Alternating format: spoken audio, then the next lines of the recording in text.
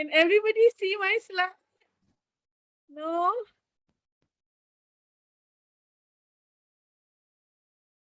Can everybody see my slide? Not Yes, yet, kami, Doctor. Not yet, Doctor. Oh, so what do I do now? I can see. I'm screen sharing. And we can see right now. You can see. Yes, Doctor. Okay, you can hear me, right? Clear, loud and clear. Okay. Maybe Doctor can speak a little bit closer to the speaker. Sorry? The sound is not, yeah, it's just not very clear. Everything. You can hear me and you can see me, right? A bit. Yes. Can you hear me clearly? Yes, but a bit. Yeah, maybe come a bit closer to the speaker. Okay. Boleh? Okay. You can see my slide. I can see the slide, yeah. Okay. But the sound is a bit far. Okay.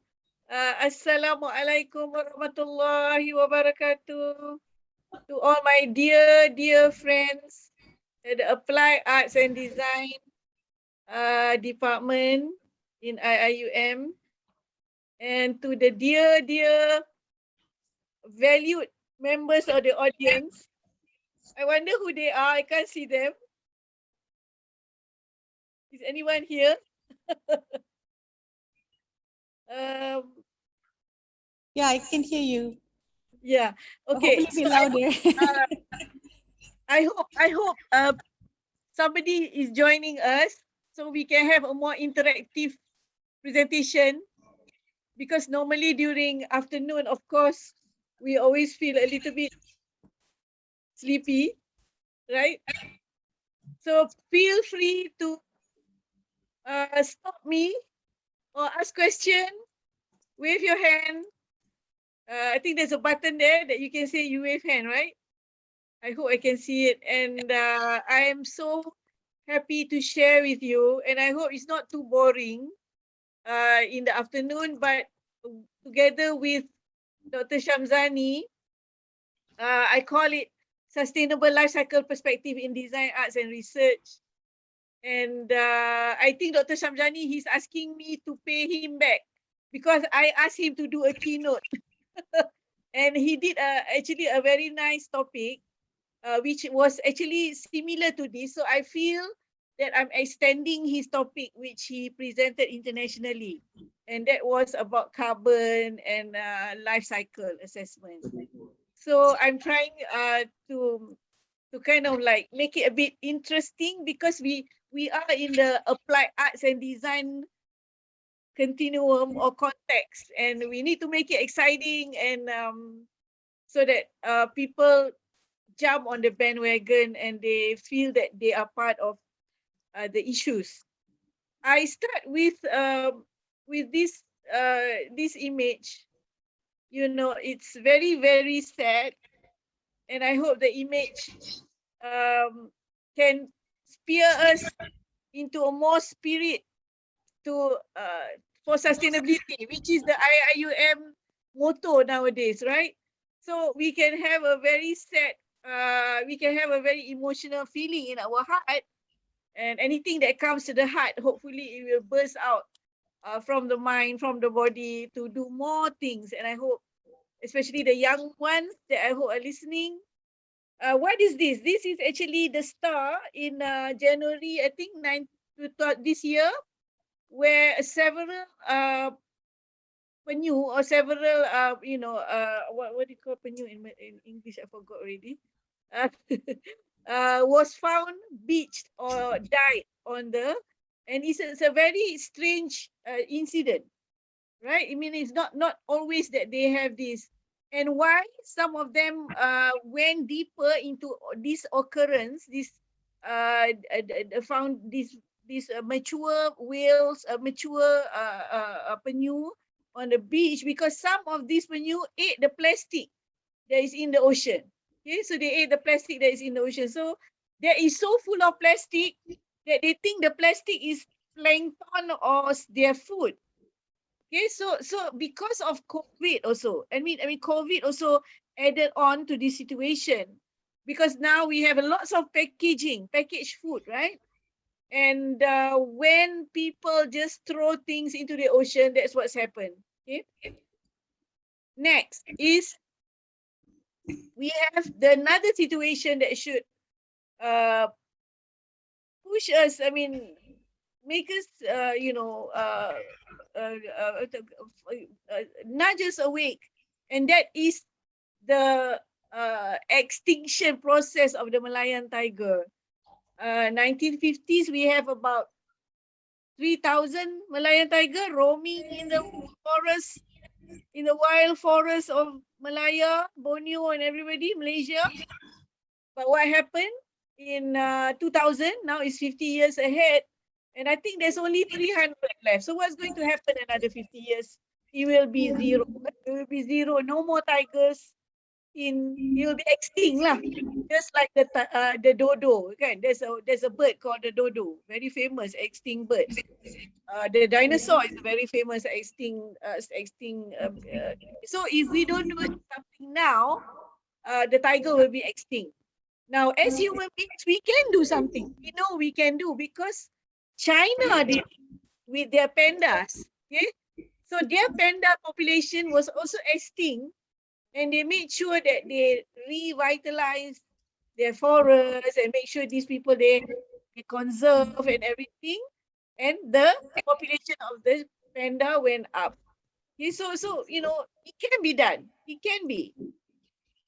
So look at how much the population of the tiger has reduced. So because why? One of the main reason is what I wrote there, encroachment of their habitat. So when we do development, we do whatever it is, architecture, interior, master plan, we just go and sprawl into their habitats. And when we sprawl into their habitats, they have nowhere else to go. They can't live like us. We can live in a modern sense, but these species, they need forests. They need tropical forests in order to survive with their ecosystem. So when we think of sustainability, it's actually it's a kind of a circular process. It's a circular process, because we just don't want. Sometimes we hear, oh, save the environment. Let's save the environment. No, if we save the environment, we will spur the economy, right? We will stimulate the economy into new directions. And if we stimulate the economy into new directions, society's level of lifestyle will increase. So it is not just when we say the national agenda or the global agenda, it's not just saving the environment for the environment's sake. It's actually very much related to human survival. Actually, it comes back to us, right? It comes back to us when we save the environment. When we do something, however small, it adds up to a lot. It actually, the benefit is a circular one. It will come back. It will come back to society. What starts from the environment will circulate back to society. This is what these slides say. So we are all actually ultimately, and I'll just show this as an example, building, because most of us, maybe except conservation stream and art, those who are doing fine arts or pure arts, will probably contribute in that direction. But we are actually contributing to the environment, the built environment, and the built environment is such a polluter actually, right? Because it consumes a lot. So in order for the entire world, they create what we call the life cycle concept. Okay, the life cycle concept is like this. In a very simple nutshell, when you do something, don't just think of the short term. Right? When you think, okay, I do this, I buy this mug. Okay, I buy this mug. I just think I want to drink something from the mug, I drink coffee and I put it inside. No.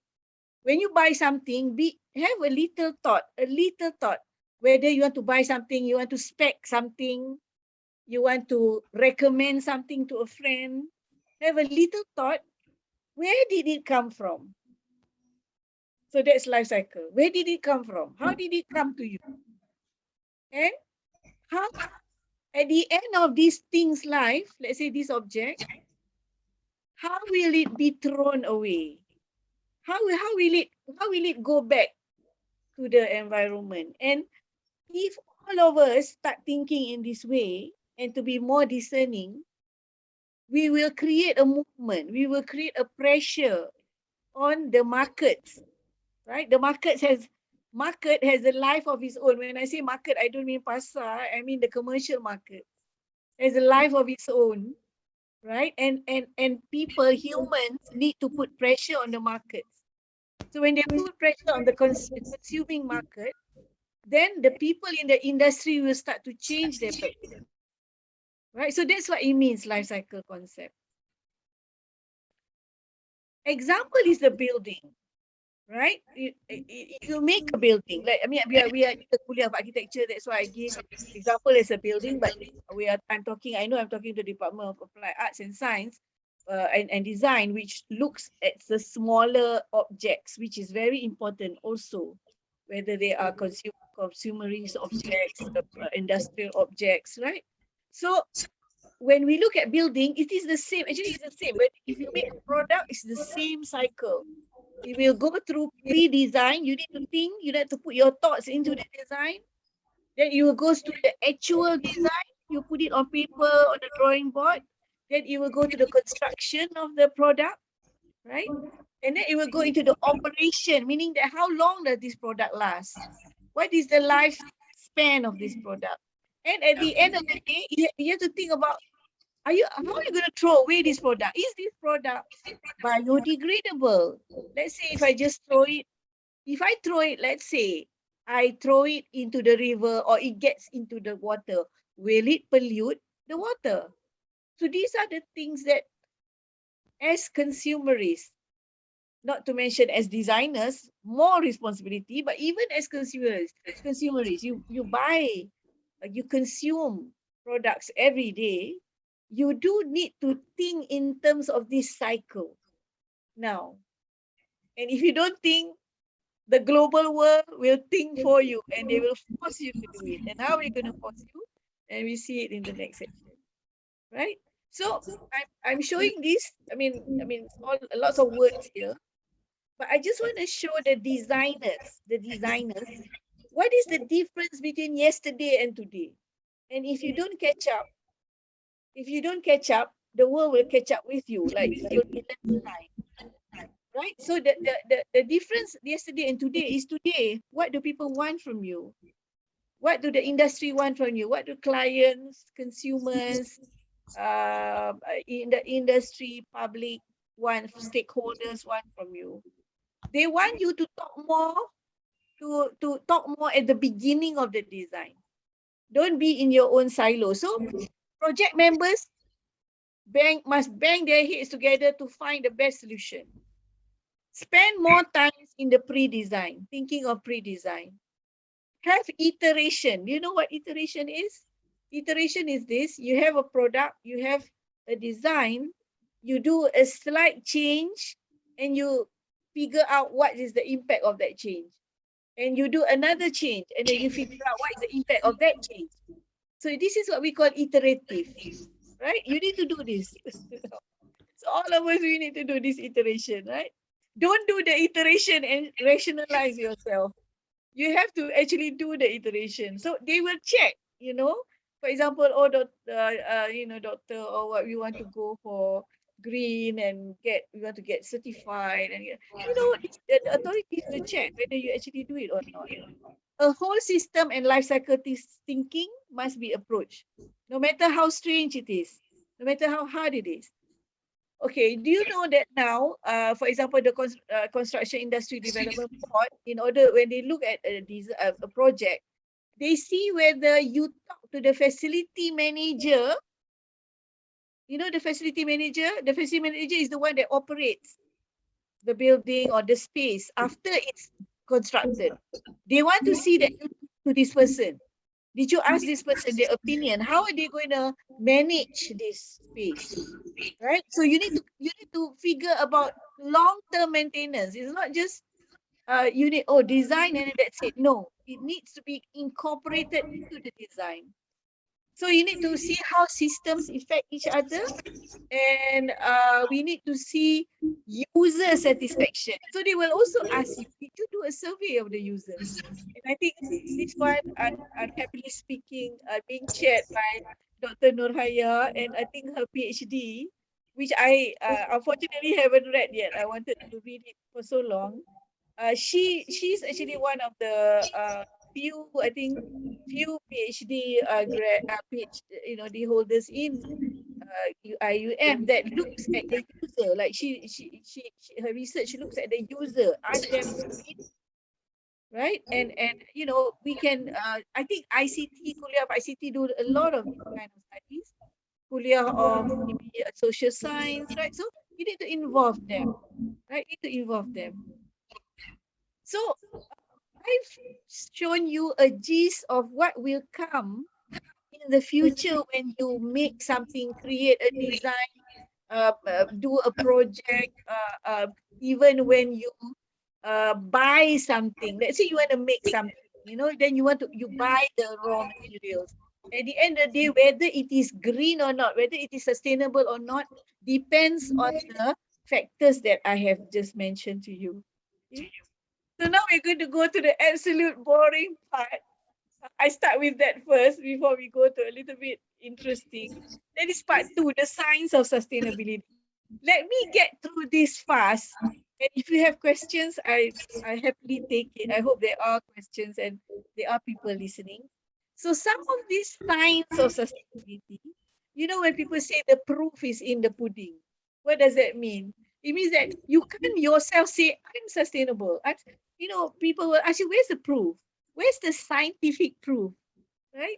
So let's have a little look into the calculations and what are people, what is the, the global industry and the global, they will look at how much carbon is emitted when you make it, when you dispose it, and when you use it. So they use jargon like this: embodied carbon. Embodied carbon is how much carbon did you emit? How much carbon was emitted when this cup was made? Right? It was some energy, some pollution did what happened when this cup was made. How much is that? Operational carbon is how much carbon the space is using. Let's say a factory make this. So how much carbon or energy is the space of that factory using? Carbon sequestration. Now that's a mouthful. It sounds like Sasquatch, or it sounds like like some kind of a gorilla man, but it's not. It means carbon sequester means sequestration. It means that did you put anything that saved carbon? Like did you put anything that absorbed carbon in your product or your design or your building or your space? Right? And carbon offset. Okay, other than absorbing carbon, did you actually, you could have generated energy. Did you save carbon, and even you produce something anti-carbon maybe, right? So there are some projects, they are so high level that not only they save carbon, they produce something that will save the environment in the long term. So these are the jargon that you will find. Right? So these jargons you need to understand because it provides a rating. You might want to market your product. You might want to put a label on it. My product is green, right? My product is green. You want to tell the market that this is your product and this is the green credibility of the product. So you have to look at that. And it tells you the degree of greenness, right? It identify and prioritize key environment. It shows that you are environmental aware. Okay? And then it is a benchmark. Sometimes your product could be a benchmark, but you didn't realize it only when you make the analysis that you knew that my God, your product is very good, right? So it create a benchmark. So sometimes when you make a product, if the product is made in a factory, you have to go and check the factory.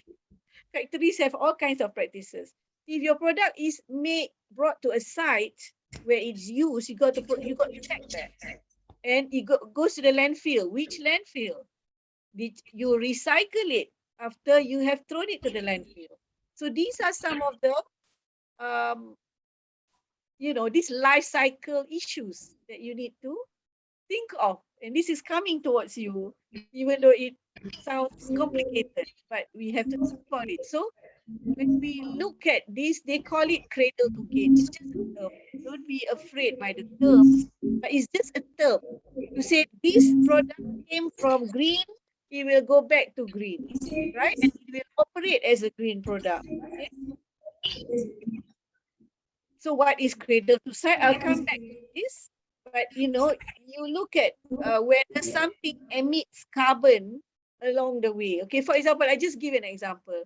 For example, you want something to be made of steel, aluminium, and you want something, your client or your user will say, do we use steel or aluminium? And then when you check, actually aluminium is a very energy intensive process to make aluminium, right? But steel is less. Steel is much less energy intensive, right? But steel produces carbon. There's carbon being spurred into the air in order to produce steel.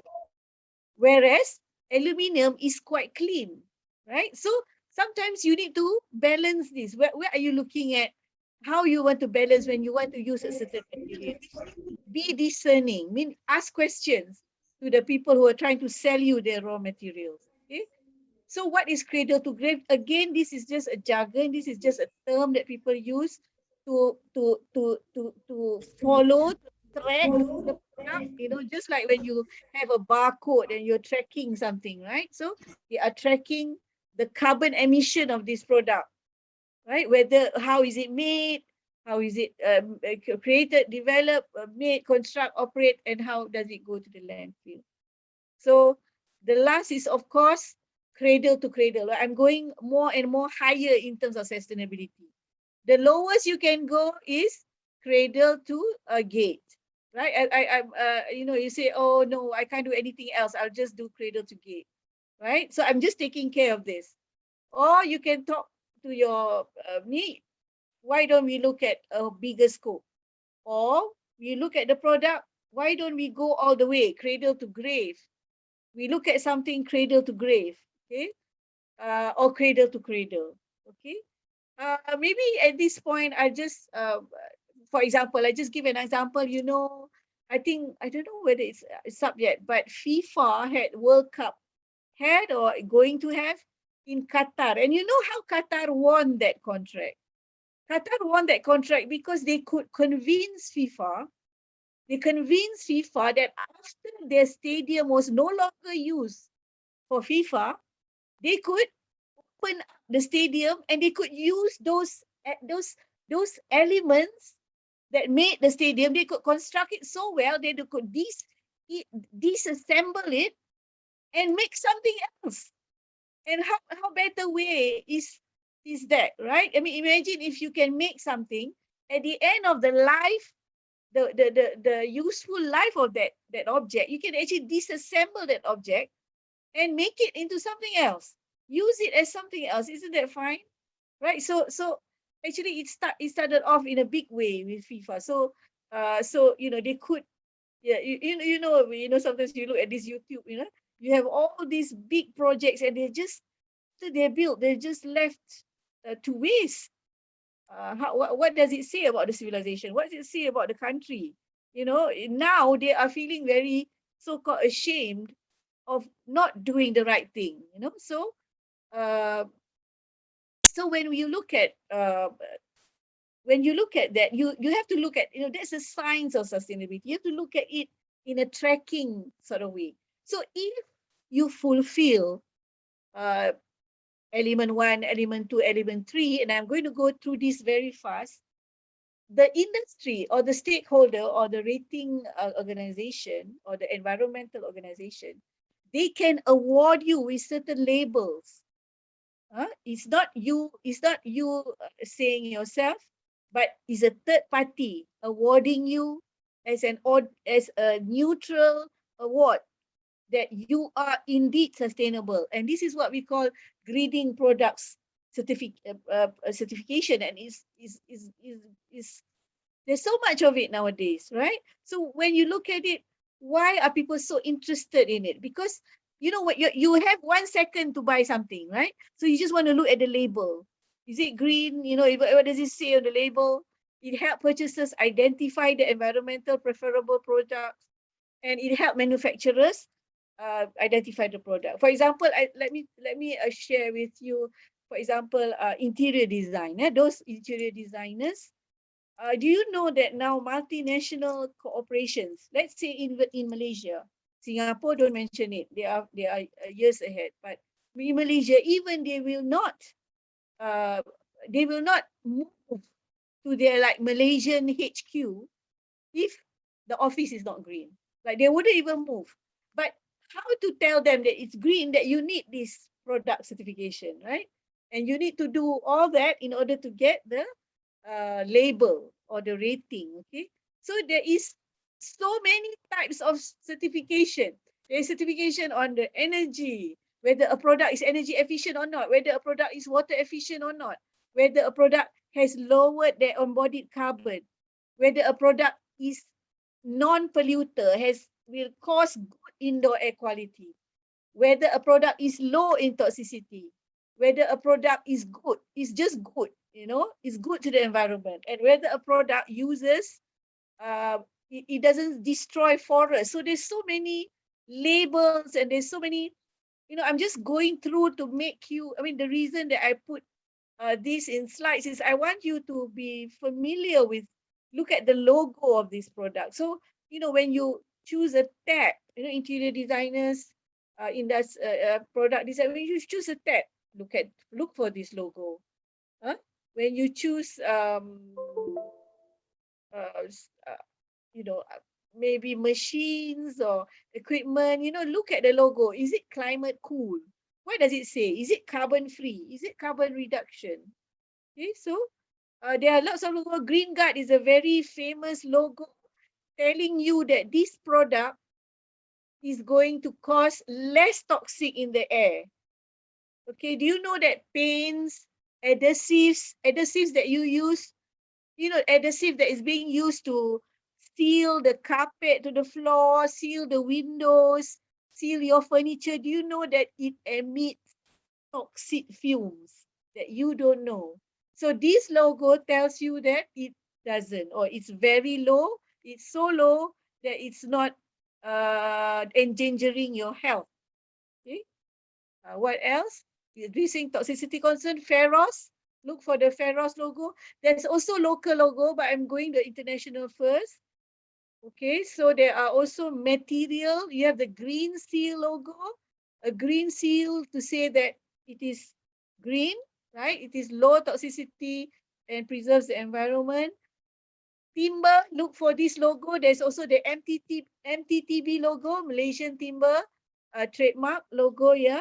So the MTTB, MTIB, and the forestry logo, that it is,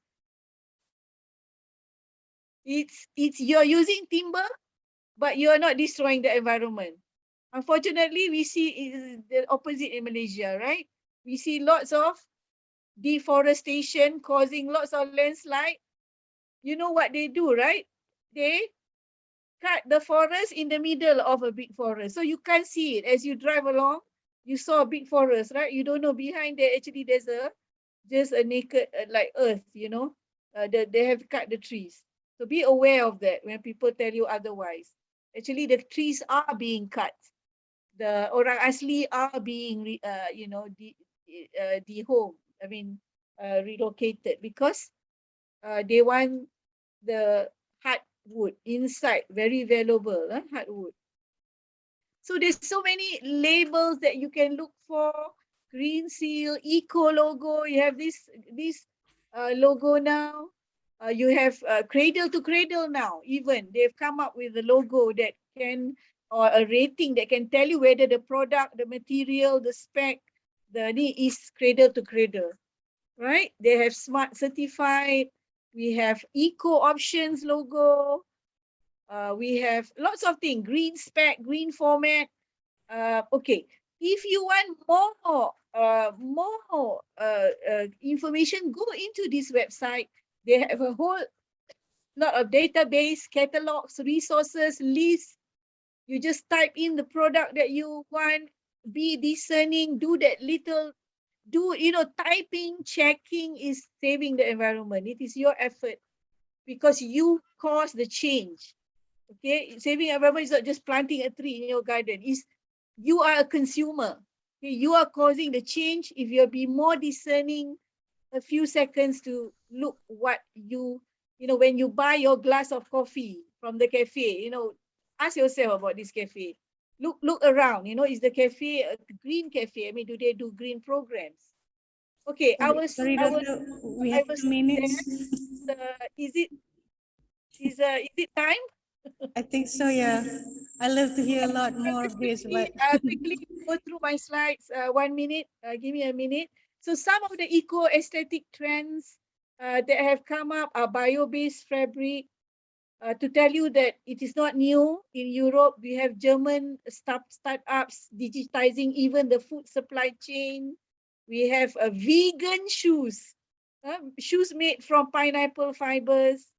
The trend is coming, and there's so many now, organic design, storage, and then there's so many. I'm just showing you very fast. Okay, at the last thing that I want to, this is of course the NFTs. I've just showed this to show you that digitization is also coming your way. To those that love art, look for the NFTs. Is perhaps a place that you can show your digital artwork.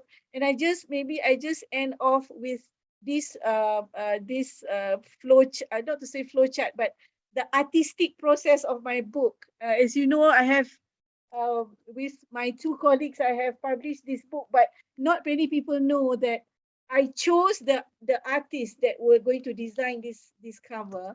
And why I chose her, because she used timber in order to create her design. You can see here that she's European, but she looks at the Malay house, and she looks at the timber grain. Can you see the timber grain here? And then she puts color and the image itself on the timber grain in order not to. So what you have is this. So at the end of the day, I think I felt that she embodied. She not only symbolized environment, but she embodied the process of environmental friendly design and applied arts as well. So with that, I think I thank you. If there are any questions, thank you very much to the AAD organizing committee for inviting me, and I hope you all have a pleasant and safe symposium ahead. Thank you. Assalamualaikum. thank you very much.